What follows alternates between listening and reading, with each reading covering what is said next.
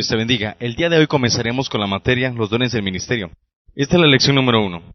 Veamos la introducción acerca de los 5 ministerios. En Efesios capítulo 4, Pablo nos dijo que cuando Jesús dejó la tierra, Él dio dones a los hombres. Estos se denominan los dones del ministerio. Efesios 4:8 dice lo siguiente: por lo cual dice, subiendo a lo alto, llevó cautiva la cautividad y dio dones a los hombres.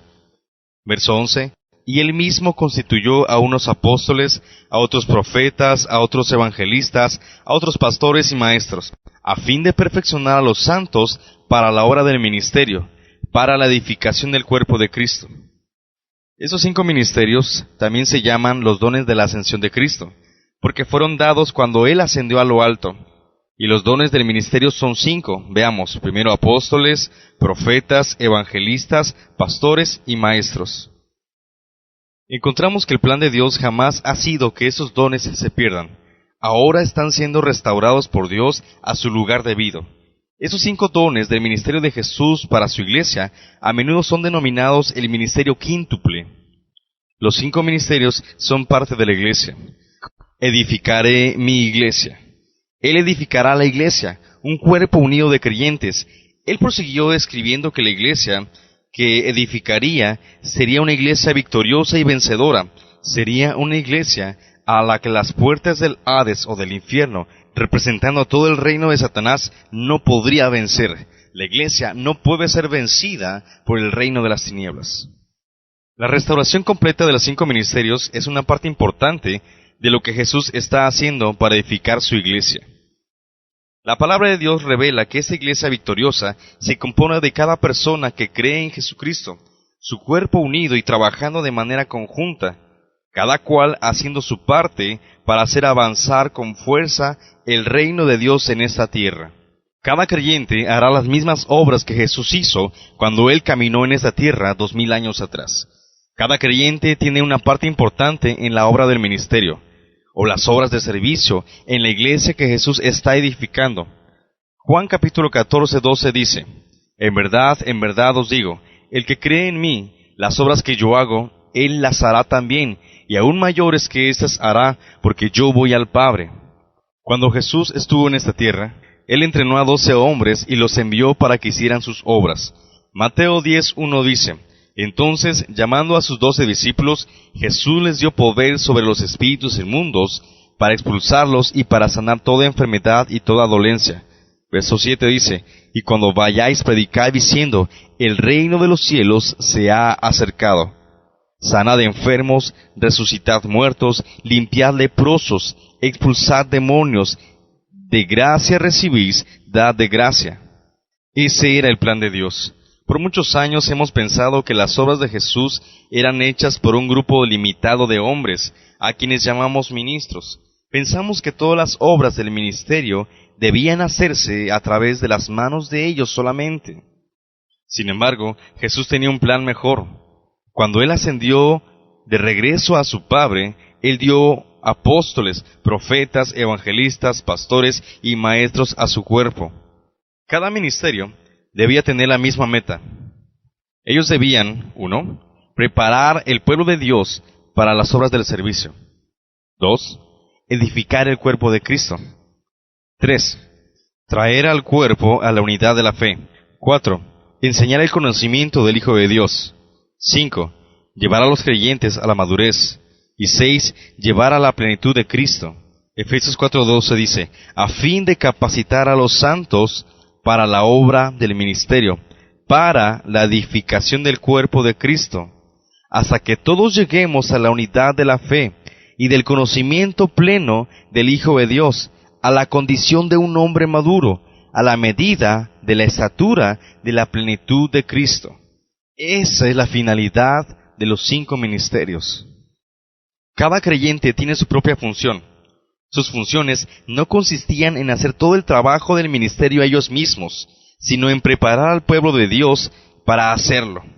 La palabra de Dios también nos revela que cada creyente es un soldado en el ejército de Dios. Aquellos que son llamados por Dios a los 5 ministerios no son los soldados que están en la primera línea de frente de batalla para ganar el mundo con el Evangelio de Jesucristo. Son como sargentos instructores que deben entrenar a los creyentes para ser soldados poderosos en el ejército de Dios.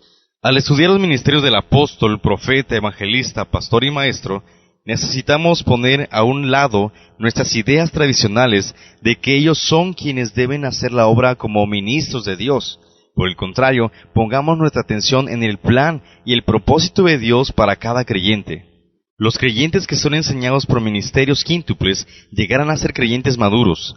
Se harán más fuertes, firmes, operando en amor, sustentándose el uno al otro, así como los ligamentos sustentan al cuerpo humano. Efesios 4:14 dice, para que ya no seamos niños, sacudidos por las olas y llevados de aquí para allá, por todo viento de doctrina, por la astucia de los hombres, por las artimañas engañosas del error, sino que hablando la verdad en amor, crezcamos en todos los aspectos en aquel que es la cabeza, es decir, Cristo, de quien todo el cuerpo, estando bien ajustado y unido por la cohesión que las coyunturas proveen, conforme al funcionamiento adecuado de cada miembro, produce el crecimiento del cuerpo para su propia edificación en amor. Los 5 ministerios no son títulos, más bien son funciones. Apóstol, profeta, evangelista, pastor y maestro no son títulos de rango o de posición en la iglesia. Por el contrario, son funciones. Cada función del ministerio tiene su propia parte importante en la edificación del cuerpo de Cristo. Veamos un ejemplo. Cuando Pablo escribió sus epístolas, a menudo empezó diciendo Pablo, apóstol, indicando que ser un apóstol era un don del ministerio o una función en el cuerpo de Cristo. Él no decía el apóstol Pablo, que hubiera indicado que su apostolado era un título. Los 5 ministerios son designados por Dios. Los dones del ministerio son designados por Dios mismo y no por la elección de los hombres. Muchas veces, cuando sabemos que el Espíritu de Dios está haciendo algo, tratamos de ayudarle. Esto está sucediendo el día de hoy con hombres que van de lugar en lugar designando apóstoles sobre ciertas áreas geográficas. Dios designa a cada uno de los dones del ministerio. Los hombres, fluyendo en su espíritu, reconocen los dones de Dios, pero no los asignan. Simplemente reconocen lo que Dios está haciendo. Primera de Corintios 12:27 al 28 dice, vosotros sois el cuerpo de Cristo, y miembros cada uno en particular. Y a unos puso Dios en la iglesia, primeramente apóstoles, luego profetas, lo tercero maestros, luego los que hacen milagros, después los que sanan, los que ayudan, los que administran, los que tienen don de lenguas. Romanos 12, del 3 al 8 dice, digo pues, por la gracia que me es dada, a cada cual que está entre vosotros, que no tenga más alto concepto de sí que el que debe tener, sino que piense de sí con cordura, conforme a la medida de fe que Dios repartió a cada uno.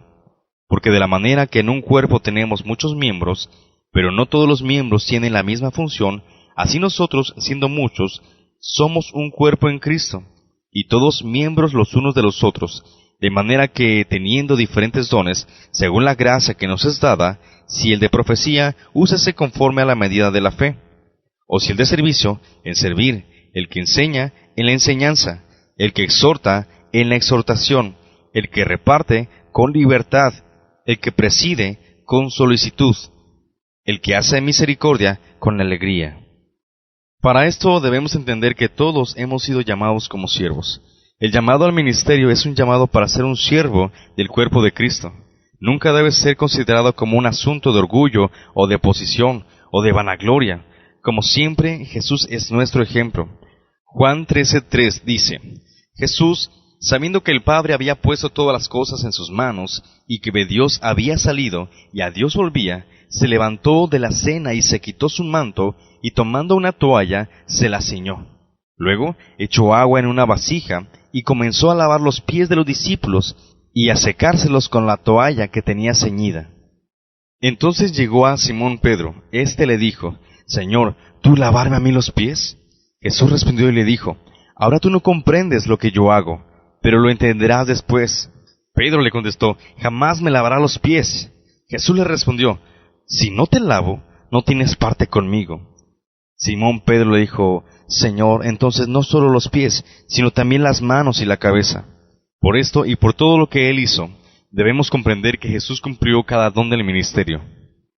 Cuando Jesús estuvo en la tierra, cumplió cada función del ministerio, pero cuando volvió al Padre, dio esos dones a los hombres para completar la obra que había empezado. Veamos. Él cumplió con el ministerio del apóstol. Jesús era el enviado, un apóstol. A él se le llama el apóstol o el sumo sacerdote de nuestra confesión, Hebreos 3:1. Por tanto, hermanos santos, participantes del llamamiento celestial, considerad al apóstol y sumo sacerdote de nuestra profesión, Cristo Jesús. También cumplió como un profeta. Jesús era un profeta bajo el antiguo pacto, Lucas 4:24. Y añadió, de cierto os digo, que ningún profeta es aceptado en su propia tierra. Además que la gente también reconocía que Jesús era un profeta. Juan 4:19 dice, la mujer le dijo, Señor, me parece que tú eres profeta. El Señor Jesús también cumplió la función de pastor. Jesús era el buen pastor. Juan 10:14 dice, yo soy el buen pastor y conozco mis ovejas y las mías me conocen. Primera de Pedro 5:4 dice, y cuando aparezca el príncipe de los pastores, vosotros recibiréis la corona incorruptible de gloria. Primera de Pedro 2:25 dice, porque vosotros erais como ovejas descarriadas, pero ahora habéis vuelto al pastor y obispo de vuestras almas.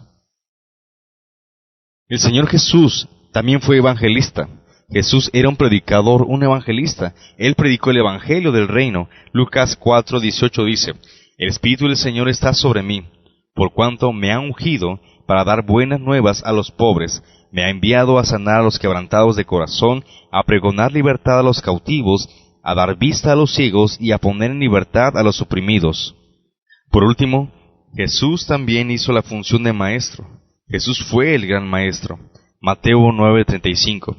Recorría Jesús todas las ciudades y aldeas, enseñando en las sinagogas de ellos, y predicando el evangelio del reino, y sanando toda enfermedad y toda dolencia en el pueblo.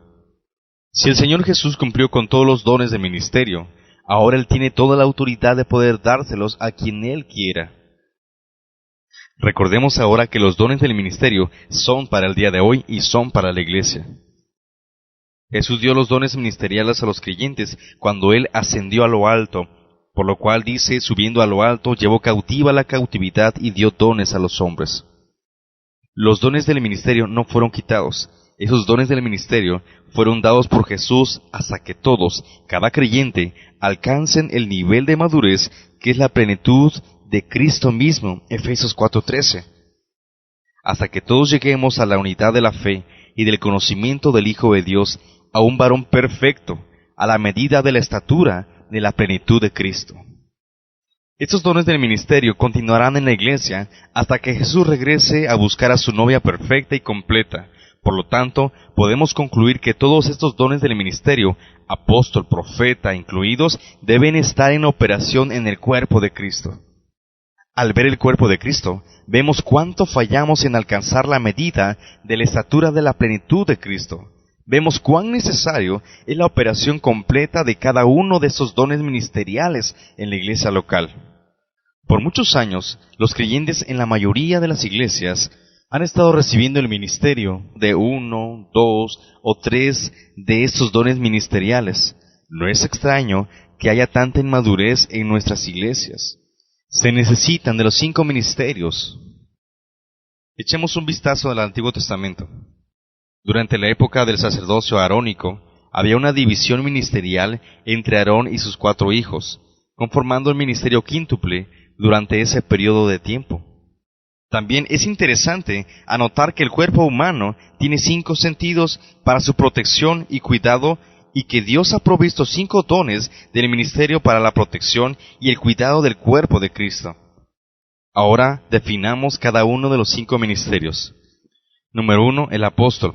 La palabra griega, apóstolos, traducida apóstol, significa una persona enviada al frente, es decir, alguien que es enviado para iniciar algo nuevo.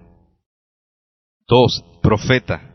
La palabra griega, profeteu, traducida profeta, significa predecir eventos, pronosticar, hablar bajo inspiración.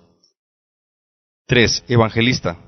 La palabra griega evangelistes, traducida evangelista, significa mensajero de buenas nuevas o mensajero de buenas noticias. 4. Pastor.